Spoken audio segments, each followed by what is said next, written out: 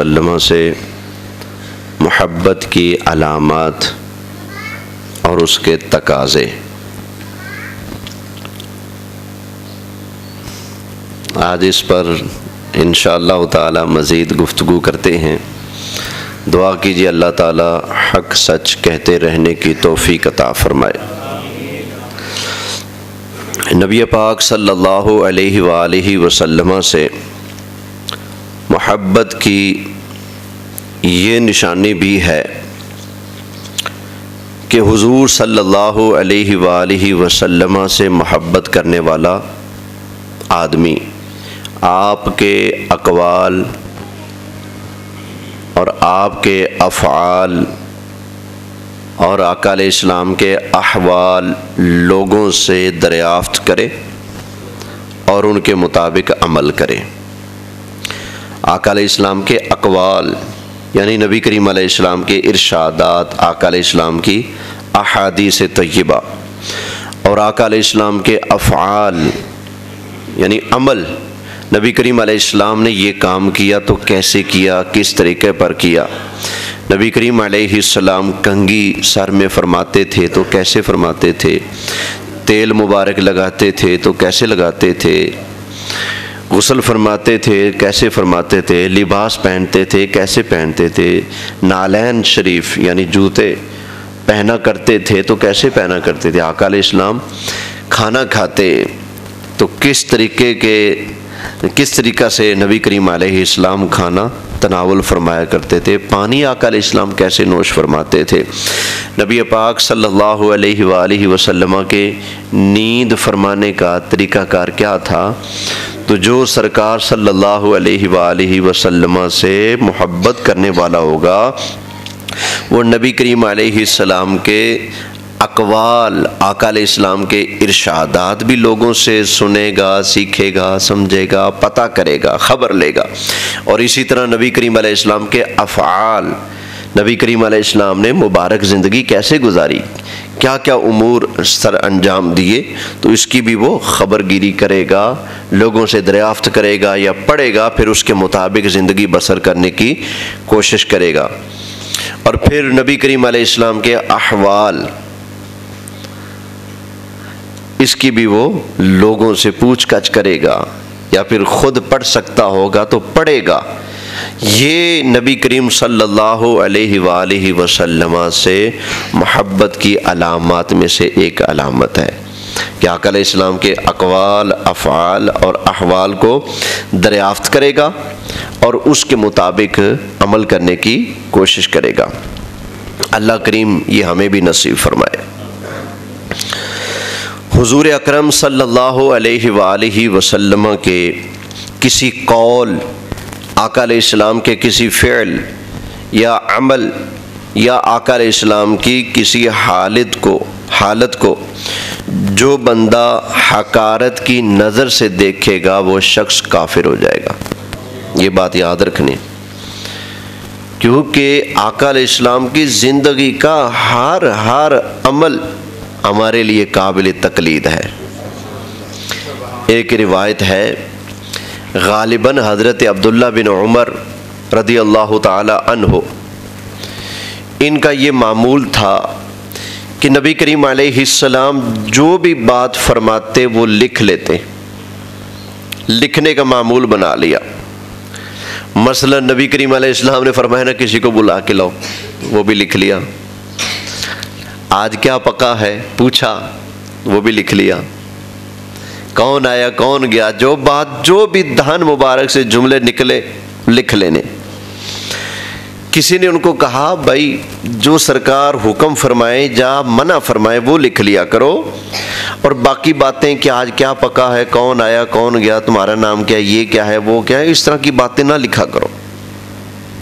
سمجھ آ گئی نا؟ تو انہوں نے لکھنا چھوڑ دیا۔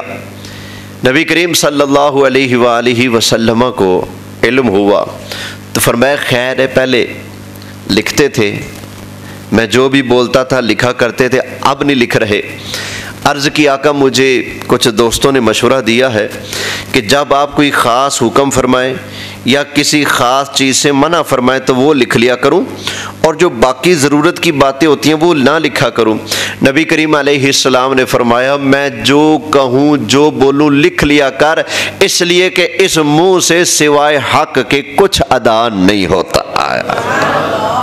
اللہ اکبر۔ والنجم اذا ہوا ما ضل صاحبکم وما غوا وما ينطق عن الهوى ان هو الا وحی یوحی۔ وہ زبان جس کو سب کن کی کنجی کہیں، اس کی نافذ حکومت میں لاکھوں سلام۔ نبی کریم علیہ السلام کی یہ شان ہے کہ آقا علیہ السلام کی زبان مبارک سے سوائے حق کے کچھ بولیے۔ اچھا یہ اختلافی مسئلہ تو نہیں نا، اتفاقی مسئلہ ہے، پھر اتفاق سے بولیں۔ آقا علیہ السلام کی مبارک زبان سے حق کے علاوہ کوئی اور بات بولیے۔ حق اور حقیقت کے خلاف میرے آقا علیہ السلام کی مبارک زبان سے کوئی جملہ نکل سکتا نہیں۔ اللہ اکبر۔ یہ آقا علیہ السلام کی انوکھی شان ہے۔ انڈیا میں ایک مولوی گزرے ہیں جن کا نام ہے رشید احمد گنگوہی۔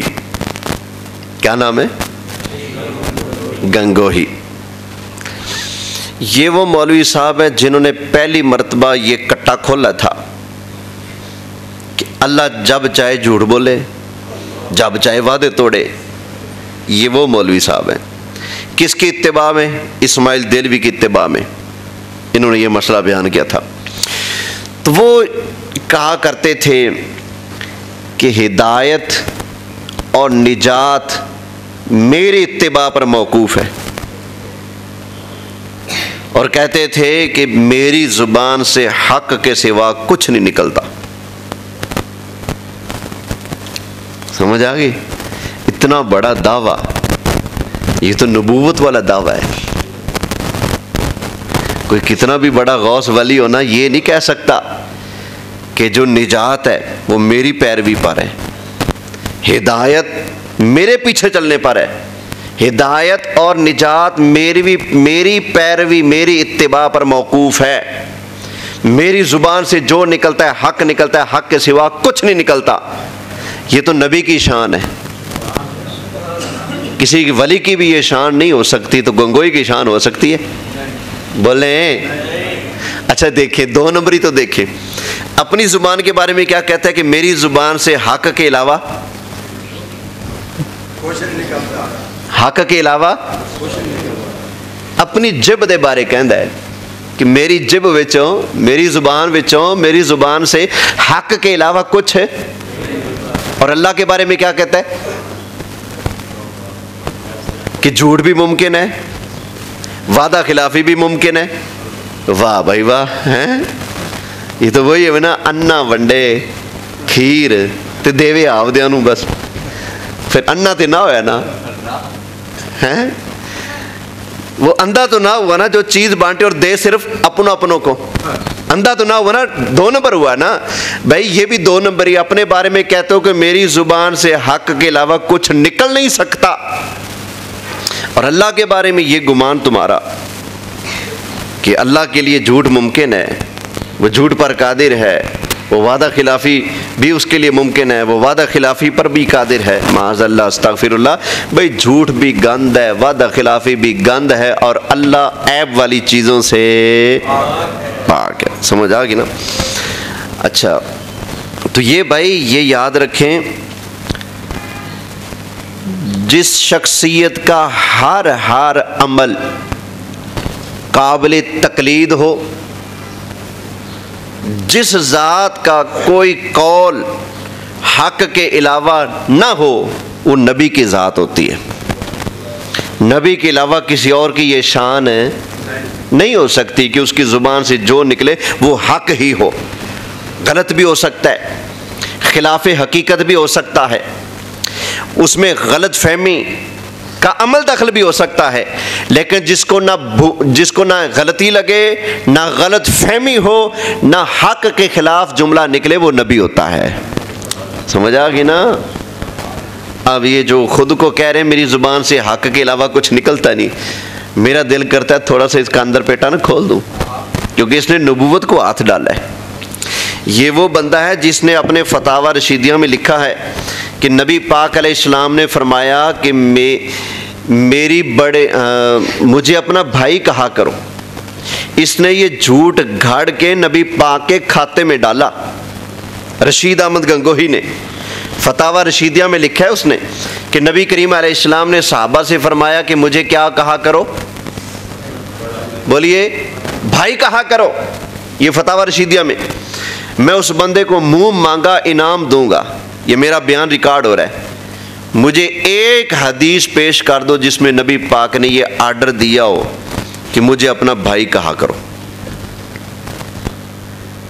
یہ جھوٹ ہے، چٹا جھوٹ گھڑ کر اس بندے نے نبی پاک کے کھاتے میں ڈالا، اور ادھر سے کہتا ہے کہ میری زبان سے حق ہی نکلتا ہے، حق کے علاوہ۔ تو میں کہتا ہوں اس کے پیروکاروں، گنگوئی والوں، کوئی غیرت کی گولی کھاؤ۔ اگر جرت ہے تو جو تمہارے مولوی صاحب نے جھوٹ باندھا میرے لجپال نبی پر، اس جھوٹ کو حقیقت ثابت کرو، وگرنہ تم بھی مانو کہ اس بندے نے اللہ کے محبوب پر جھوٹ باندھ کر جہنم کے اندر اپنی سیٹ بک کرائی ہے۔ کیوں؟ میں نہیں کہتا، بخاری کی حدیث ہے، مسلم کی حدیث ہے، مشکات کے اندر حدیث کی اور سینکڑوں کتابوں کے اندر یہ حدیث موجود ہے۔ کیا نبی کریم علیہ السلام نے فرمایا من کذب علی متعمدا فلیتبوأ مقعدہ من النار، فرمایا جو بندہ میں مصطفیٰ پر جان بوجھ کر جھوٹ بولتا ہے وہ جہنم میں اپنی سیٹ بک کراتا ہے۔ وہ اپنا ٹھکانہ کہاں بنا لے؟ جہنم میں بنا لے، جو مجھ پر جھوٹ باندھتا ہے۔ ابھی اسی بندے کے جھوٹ میں گنوانا شروع کر دوں تو سارا درس اسی پر گزر جائے گا، لیکن آگے چلنا ہے۔ بات ہماری یہ چل رہی تھی کہ ایک ایسی ذات کہ جس کا ہر عمل قابل عمل ہو، جس کا ہر قول قابل عمل ہو، جس کا ہر فعل قابل عمل ہو، وہ کس کی ذات ہوتی ہے؟ بولیں، نبی کی ذات ہوتی ہے۔ نبی کے علاوہ کوئی اور بندہ ایسا نہیں ہو سکتا کہ جس کا ہر عمل قابل تقلید ہو۔ سمجھ آ گئی نا؟ ہاں جی۔ کیوں؟ اس لیے کہ نبی ہوتے ہیں معصوم، گناہوں سے، غلطی سے، نبیوں سے غلطی نہیں ہو سکتی، نبیوں سے گناہ نہیں ہو سکتا، اسی وجہ سے ان کی اطاعت علی الاطلاق واجب ہے، کیونکہ وہ معصوم ہے، گناہوں سے پاک ہیں۔ خیر، نبی کریم صلی اللہ علیہ وآلہ وسلم کے قول کو، سرکار کے فعل کو، سرکار کے عمل کو جو بندہ حقارت کی نظر سے دیکھے وہ شخص کیا ہے؟ بولیے، کافر۔ یہاں کتاب اگلے دن پڑھی تھی فضائل اعمال، ابھی یہاں پڑھی نہیں، پتہ نہیں کہاں غائب ہوگی۔ اس میں لکھا ہے کہ 23 سال کے عرصہ میں نبی کریم علیہ السلام نے جو کیا، جو لوگوں کو تعلیمات دی، جو سمجھایا، جو انقلاب برپا کیا، یہ ایک حقیقت ہے کہ سرکار نے یہ کیا، لیکن ایک پارینہ داستان ہے۔ کیا ہے؟ پارینہ داستان۔ لو جی آ گئی، میرے خیال صفحہ نمبر 703 تھا اس کا شاید۔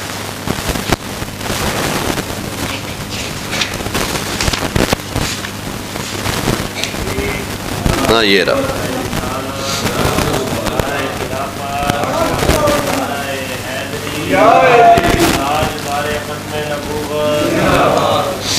کتاب دیکھ رہے ہیں، کیا نام ہے؟ فضائل کن کے پاس ہوتی ہے؟ ہوں چپ ہو گئے، گونگے ہو گئے، کیوں؟ تسن نال بہ کے انہوں نے فروٹ کھانے ہوندے نا، درس سننا ہوندے انہوں نے بہ کے، ہیں بھائی جس کتاب سے درس دے کر وہ آپ کو کسی اور چھڑی پہ چڑھانا چاہتے ہیں نا، یہ وہی کتاب ہے فضائل۔ اگلے دن میں نے جملہ پڑھا یہاں سے تو کسی نے کہا جی پوری عبارت پڑھے نا، ڈنڈی مار رہے ہیں، میں آج پوری پڑھ دیتا ہوں۔ یہ دیکھیں نا، یہاں سے یہ بات شروع ہو رہی ہے۔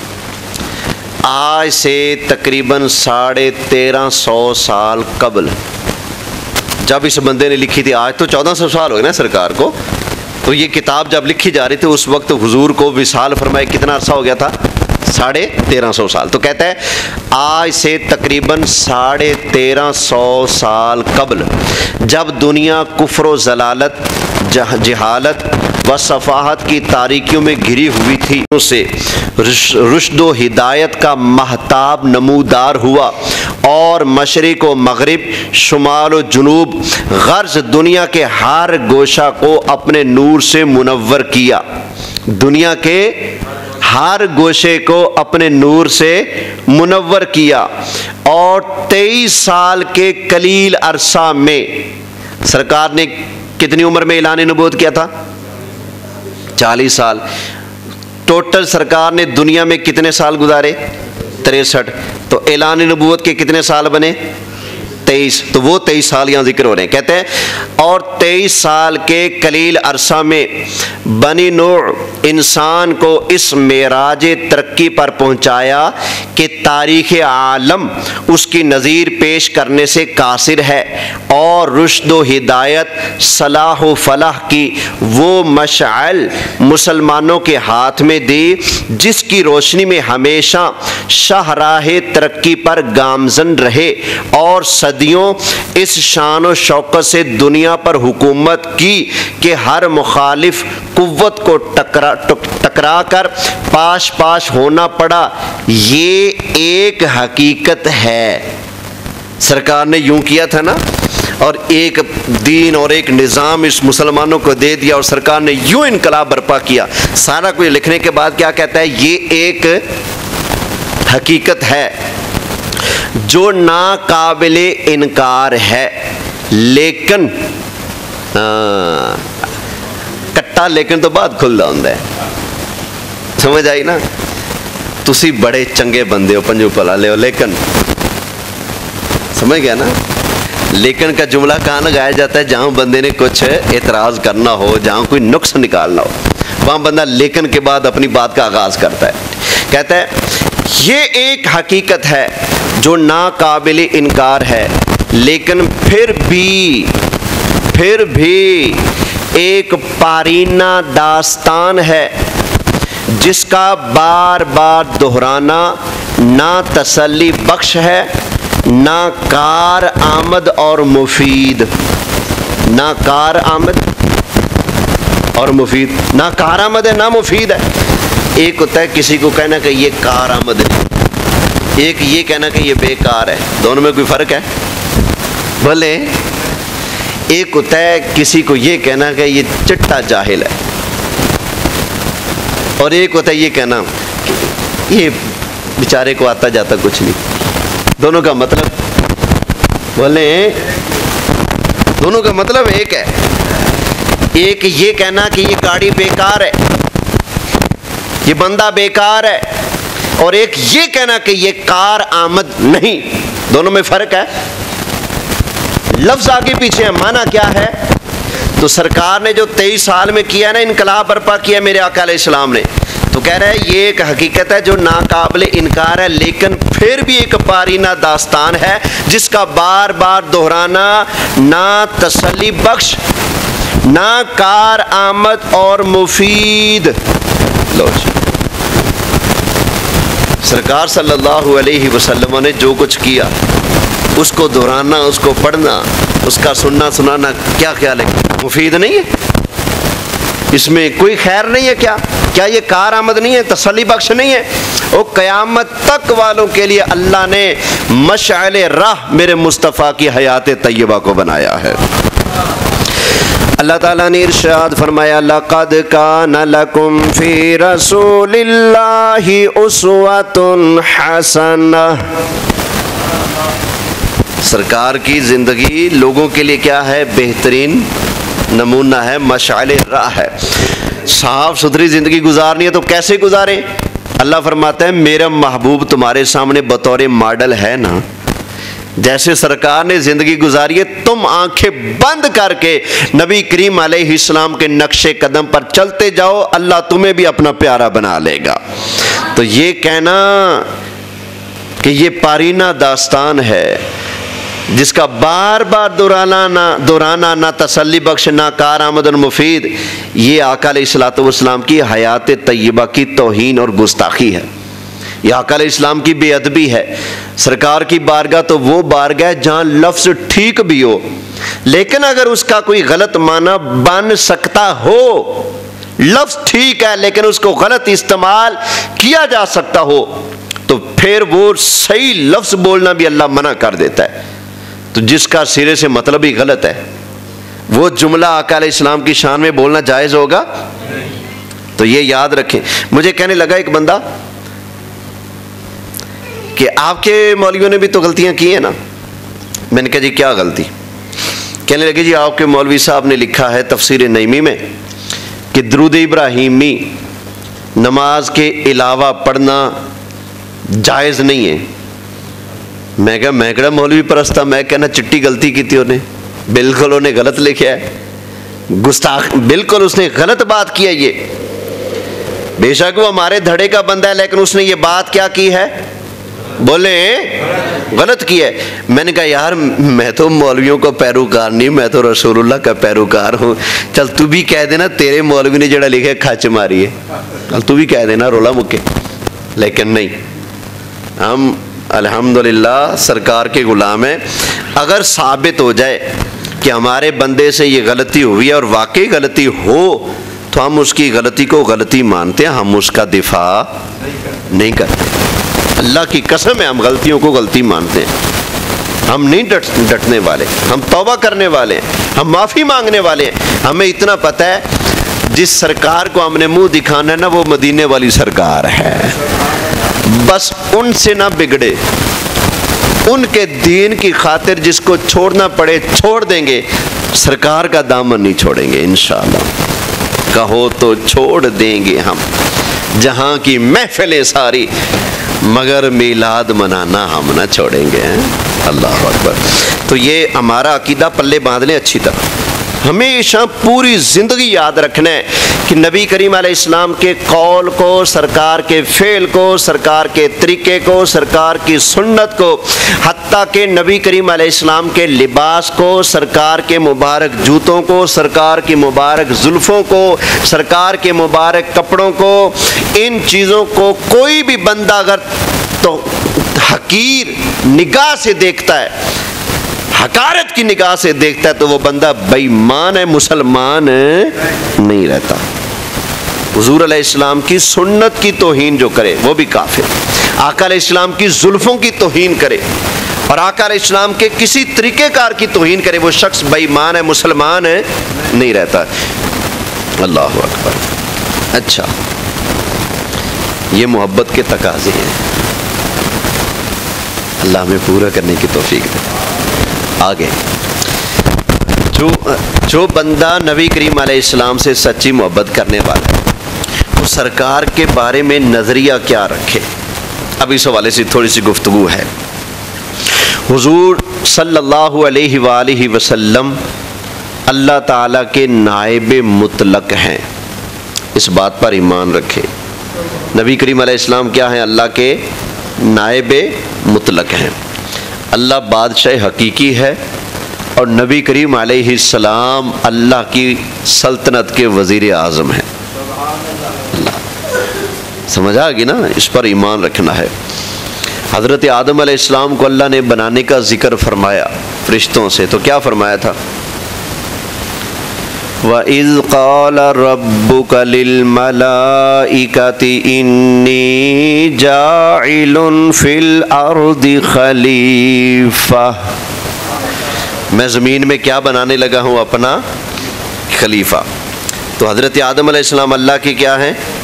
خلیفہ۔ حضرت داؤد علیہ السلام کے بارے میں فرمایا، اللہ تعالیٰ نے ارشاد فرمایا، یا داؤد انا جعلناک خلیفہ، اے داؤد بے شک ہم نے آپ کو اپنا خلیفہ بنایا۔ حضرت آدم علیہ السلام اللہ کے خلیفہ، حضرت داؤد علیہ السلام اللہ کے خلیفہ۔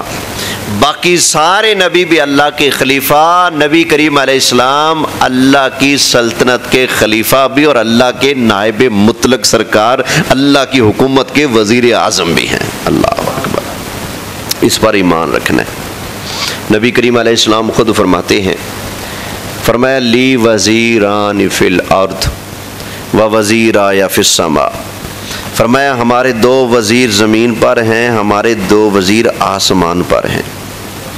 زمین میں فرمایا میرے دو وزیر ابو بکر اور عمر ہیں، اور آسمانوں میں میرے دو وزیر جبرائیل اور میکائیل ہیں۔ پتہ چلا نبی کریم علیہ السلام اللہ کے ایسے نائب مطلق ہیں کہ جن کی حکومت کا سکہ زمین پر بھی چلتا ہے، آسمان پر بھی چلتا ہے۔ اس لیے تو نبی کریم علیہ السلام کے وزیر زمین پر بھی ہیں اور آسمانوں پر بھی ہیں۔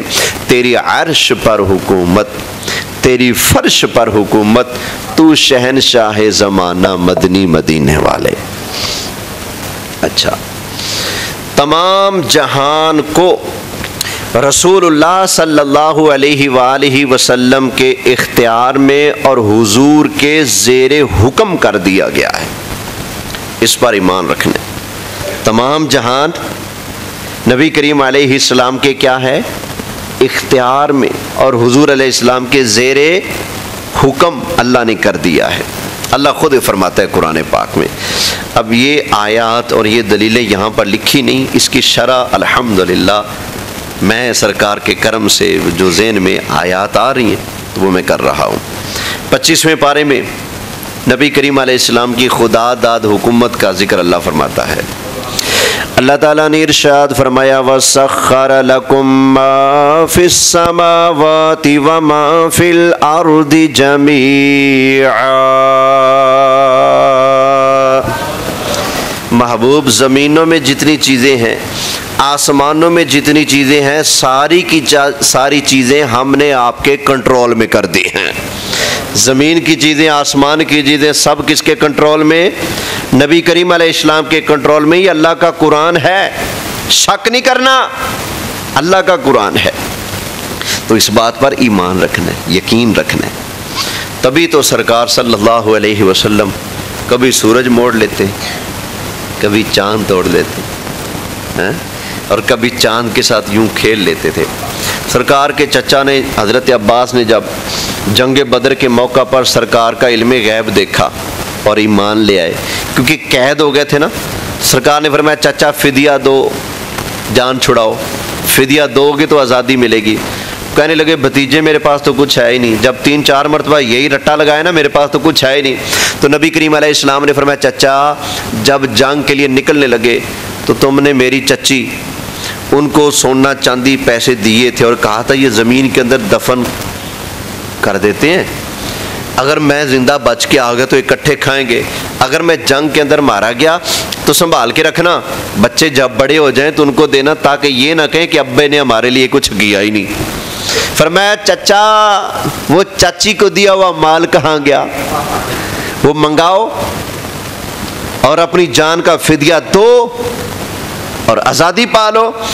تو جب انہوں نے یوں سرکار کا علم شریف ملاحظہ کیا کہ بیٹھے مدینے میں مکہ کی خبریں رکھتے ہیں، تو فٹ کلمہ پڑھ لیا۔ جب کلمہ پڑھا تو کہنے لگے بھتیجے کلمہ آج پڑھا، نبی پہلے سے مانے۔ تو نبی کریم علیہ السلام نے فرمایا چچا نبی کب سے مانے؟ تو کہنے لگے جب آپ کا بچپن تھا نا، آپ جھولے میں ہوتے تھے، میں دیکھا کرتا تھا جھولے کے اندر آپ ہوتے نا، آپ کی یوں ننھی سی انگلی آسمان کی طرف رات کو ایسے چاند کی طرف اٹھتی نا، جدھر آپ کا اشارہ جاتا نا چاند ادھر ہی چلتا رہتا۔ میں دیکھتا تھا چاند ادھر جا رہا ہے، ادھر جا رہا ہے، ادھر جا رہا ہے، ادھر جا رہا ہے، چاند ایسے آسمان پر بھاگتا پھرتا تھا۔ تو میں اسی وقت سمجھ گیا کہ جس کے اشارے سے چاند چلتا پھرتا ہے یقیناً وہ اللہ کا شان والا نبی ہی ہو سکتا ہے۔ اب دیکھیں سرکار کا آرڈر چلتا ہے کہ نہیں؟ چاند پر، درختوں پر چلتا ہے، پتھروں پر چلتا ہے، پہاڑوں پر چلتا ہے، جانوروں پر چلتا ہے۔ اللہ کی ساری مخلوق کے میرے آقا علیہ السلام نبی بن کے آئے ہیں، اور سب کے بادشاہ بھی نبی کریم علیہ السلام ہیں۔ آگے جو چاہیں کریں، جسے جو چاہیں دیں، اور جس سے جو چاہیں سرکار واپس لے لیں۔ یہ اللہ نے محبوب کو اختیار دیا ہے۔ جو چاہے کریں، جسے جو چاہیں دیں، اور جس سے جو چاہیں واپس بھی۔ قرآن سنا دوں اس پر؟ اللہ تعالیٰ نے ارشاد فرمایا وَمَا آتَاكُمُ الرَّسُولُ فَخُذُوهُ وَمَا نَهَاكُمْ عَنْهُ فَانْتَهُوا۔ جو نبی کریم علیہ السلام تمہیں دیں وہ لے لو، جس سے نبی کریم علیہ السلام تمہیں منع فرمائے اس سے رک جاؤ۔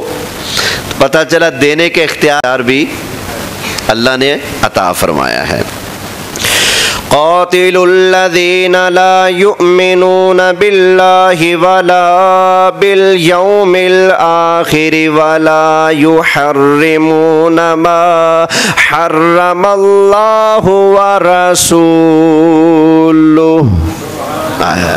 یہ آیت بتا رہی ہے کہ اللہ بھی حرام کرتا ہے چیزوں کو، اور اللہ کا سونا محبوب بھی حرام فرماتا ہے کئی چیزوں کو۔ فرمایا یحل لهم الطیبات ویحرم علیہم الخبائث۔ نبی پاک علیہ السلام طیب چیزوں کو حلال فرماتے ہیں، خبیث چیزوں کو حرام فرماتے ہیں۔ یہ 3 قرآن کی آیتیں سنا دی ہیں۔ بخاری شریف میں ہے جب خیبر فتح ہوا نا، وہاں گدھے بہت تھے، کھوتے گدھے بہت زیادہ تھے۔ علاقہ فتح ہوا تو صحابہ کرام نے گدھے پکڑ لیے، پکڑ کر ذبح کیا، گوشت بنایا، ہانڈیاں چڑھا دی پکنے کے لیے۔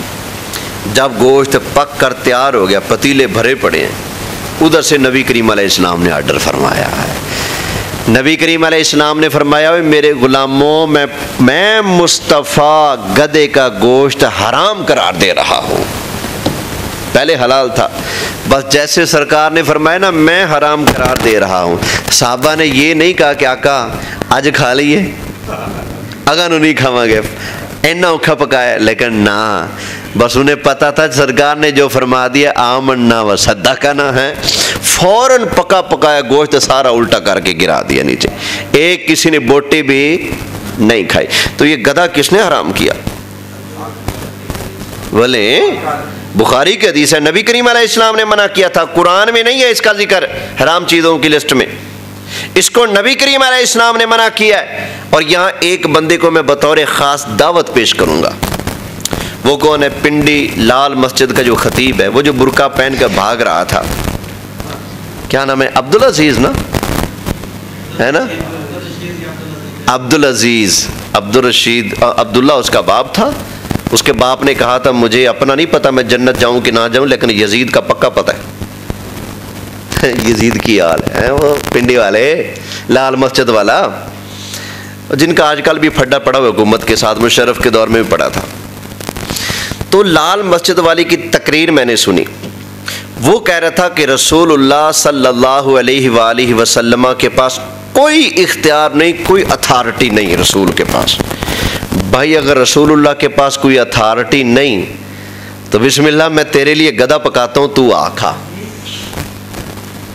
اگر تو کہتا ہے کہ گدھا حرام ہے تو بچہ میں پوچھاں گا کھوتا کنے حرام آکھیا سی؟ کس نے حرام قرار دیا؟ رسول اللہ نے حرام قرار دیا۔ اگر گدھے کو حرام ماننا ہے تو رسول اللہ کی اتھارٹی ماننی پڑے گی، اس لیے کہ میں کسی چیز کو حرام نہیں کر سکتا، آپ حرام نہیں کر سکتے، تو جس نے اس کو حرام کیا ہے ان کے پاس حرام کرنے کی اتھارٹی پاور ہے کہ نہیں ہے؟ یا اس کو کھانا پڑے گا یا میرے آقا علیہ السلام کا اختیار ماننا پڑے گا، کام ایک کرنا پڑے گا۔ اللہ اکبر۔ تمام جہان میں اللہ کی عطا سے رسول اللہ صلی اللہ علیہ وسلم کا حکم چلتا ہے۔ اللہ کی عطا سے نبی کریم علیہ السلام جب حکم چلاتے ہیں تو کوئی بندہ آگے سے رسول اللہ کے حکم کو ٹالنے والا نہیں۔ یہ بھی سرکار کی شان ہے، اس پر ایمان رکھنا ہے۔ تمام جہان نبی کریم علیہ السلام کا محکوم ہے، سرکار سب جہانوں کے حاکم ہیں۔ نبی کریم علیہ السلام صرف اپنے رب کے محکوم ہیں، باقی سب کے حاکم ہیں۔ سمجھ آ گئی نا؟ باقی سب کے کیا ہیں؟ محکوم کس کے ہیں؟ رعایا کس کی ہے؟ पाबंद किसके हैं? सिर्फ और सिर्फ अल्लाह के पाबंद हैं। सारी खुदाई मुस्तफ़ा की पाबंद है, और मुस्तफ़ा करीम अलैहिस्सलाम सिर्फ अल्लाह के पाबंद है, अल्लाह के मोहताज हैं। अल्लाह के सिवा सरकार ना किसी की पाबंद है, ना किसी के मोहताज है। इस पर ईमान रखना है। तमाम आदमियों के मालिक हैं नबी पाक अलैहिस्सलाम। जिस तरह एक गुलामों का दौर था ना, गुलाम होते थे, बंदा गुलाम का मालिक होता था, चाहे बेचें। ये अल्लाह की सारी जो मखलूक है ना, सारे इंसान नबी करीम अलैहिस्सलाम के लिए ऐसे ही हैं जैसे गुलाम होता है। सरकार हमारी जानों के मालिक हैं, ईमान रखना है। कुरान इस पर भी सुना दूँ।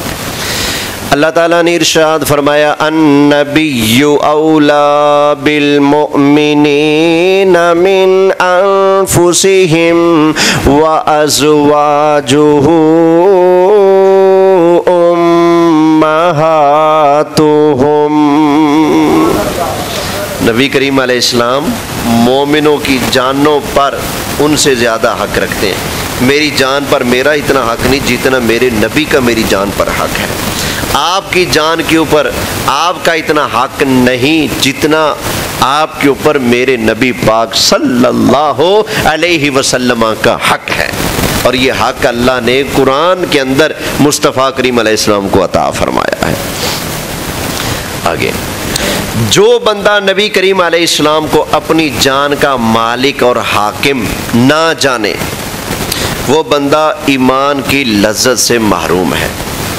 ये 2-4 मिनट लगा के इस मौजू को पूरा कर दूं, काम तो वैसे उधर से पूरा हो चुका है। अच्छा, आगे चलें। तमाम ज़मीन रसूलुल्लाह की मिल्क है, ईमान रखना है। वह भी आपको बड़ा कहेंगे नहीं, उनके पल्ले क्या है, उनके चल मरो, तेरे पल्ले क्या है, तेरी औकात ही क्या है, तू उनकी शान को हाथ डाले, तेरे पल्ले क्या है, तू बता। हैं जिनकी हम बात करते हैं, जिसके हम गुण गाते हैं, उसके पल्ले क्या है? कुरान सुना दूं। अल्लाह ताला ने इरशाद फरमाया, वलक़द कतबना फ़िज़्ज़बूरि मिन बअदिज़्ज़िक्रि अन्नल अर्दा यरिसुहा इबादियस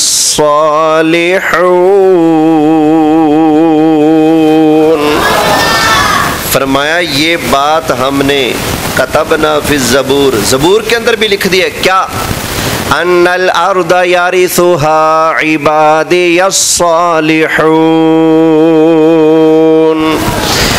अल्लाह की ज़मीन के वारिस अल्लाह के नेक बंदे हैं। ज़मीन के वारिस कौन है? अब बताओ, नबी पाक अलैहिस्सलाम से बढ़कर कोई नेक है? हाजी नेक भी ज़मीन का वारिस, और हर नेक भी ज़मीन का वारिस। मैं ज़मीन का वारिस, आप ज़मीन के वारिस। तो क्या ख्याल है, जिस मुस्तफ़ा की खातिर अल्लाह ने कायनात बनाई है वो भी ज़मीन के वारिस हैं कि नहीं? बोले, अन्नल अर्दा यरिसुहा इबादियस सालिहून।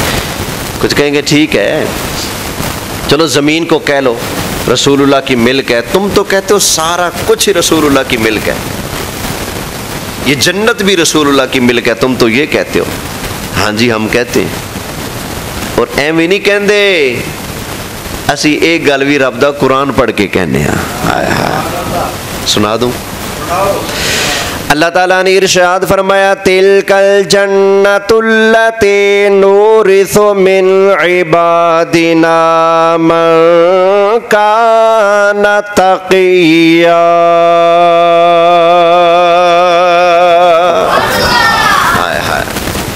फरमाया जन्नत हमारे नेक बंदों की विरासत है। जन्नत किन की विरासत है? तो सरकार के नेक होने में शक है? कायनात में सबसे ज्यादा नेक अल्लाह के महबूब अलैहिस्सलाम है। अल्लाह फरमाता है जन्नत जागीर है, नूरिसु मिन इबादिना, मेरे नेक बंदों की जागीर है जन्नत। तो मानना पड़ेगा जन्नत भी मुस्तफ़ा की जागीर है, ये ज़मीन भी मुस्तफ़ा की जागीर है। तमाम ज़मीन उनकी मिल्क है, तमाम जन्नत उनकी जागीर है। ملکوت السماوات والارض نبی کریم علیہ السلام کے زیر فرما ہے، یعنی تمام زمینیں، تمام آسمان میرے آقا علیہ السلام کے حکم کے پابند ہیں۔ آگے، جنت اور جہنم کی کنجیاں اللہ نے مصطفیٰ کریم علیہ السلام کو عطا فرما دی۔ اس پر بخاری سن لیں، نبی کریم علیہ الصلوۃ والسلام نے ارشاد فرمایا اوتیت بمفاتیح خزائن الارض، فرمایا اللہ نے میں مصطفیٰ کو اپنے خزانوں کی کنجیاں عطا فرما دی ہیں۔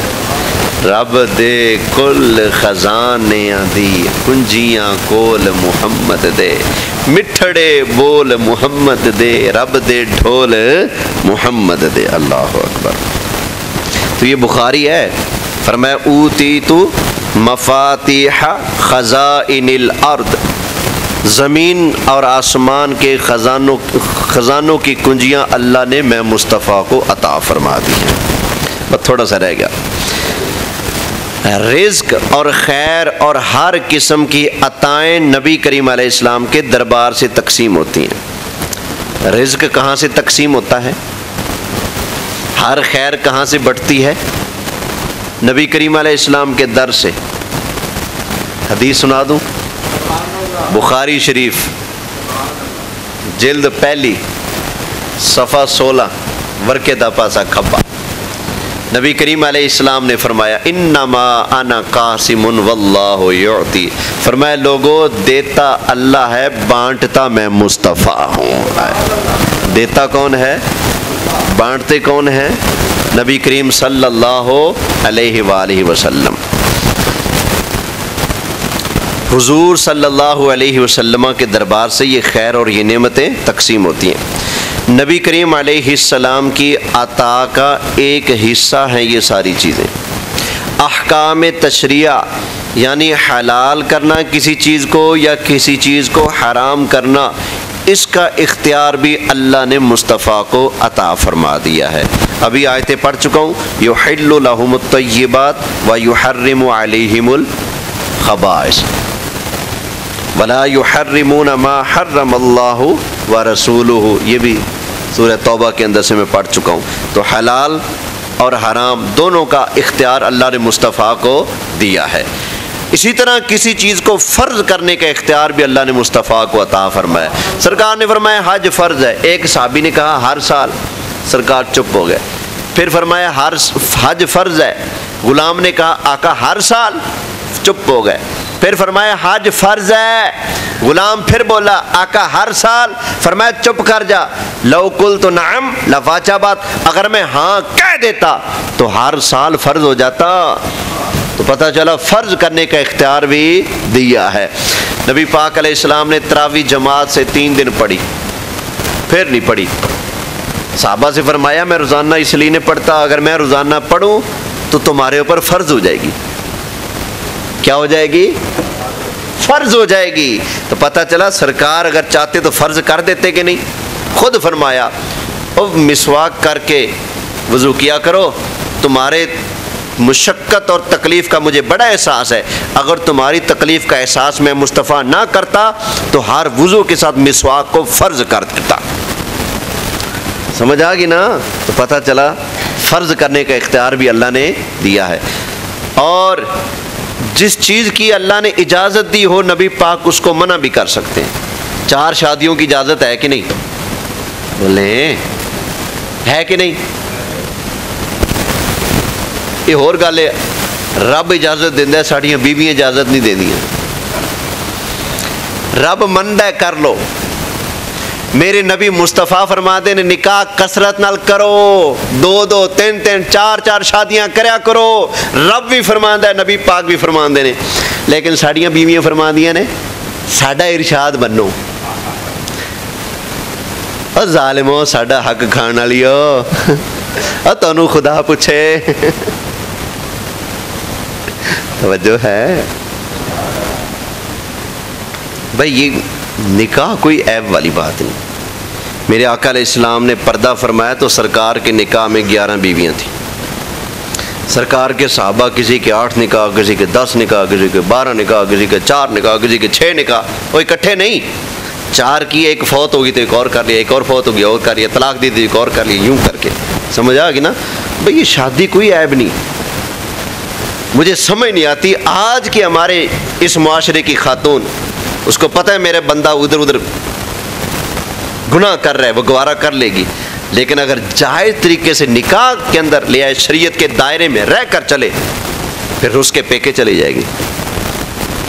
اللہ اکبر. دعا فرمائے اللہ سب کو سمجھ دے. ہاں 4 شادیاں تے زیادہ خوش نہ ہو، ذمہ داریاں بھی تساں چکنیاں نے، یہ بھی یاد رکھنا، ٹھیک ہے نا؟ اس کے خرچے، اس کے سارے پروٹوکول آپ نے ہیں تو آپ 4 بھی کر لیں، اگر نہیں ہیں تو میاں ایک تے راضی رہو. اچھا خیر، تو سرکار یہ قرآن نے اجازت دی نا 4 شادیاں کر لو، نبی پاک نے اجازت دی، دین نے اجازت دی، صحابہ اور نبی پاک کے عمل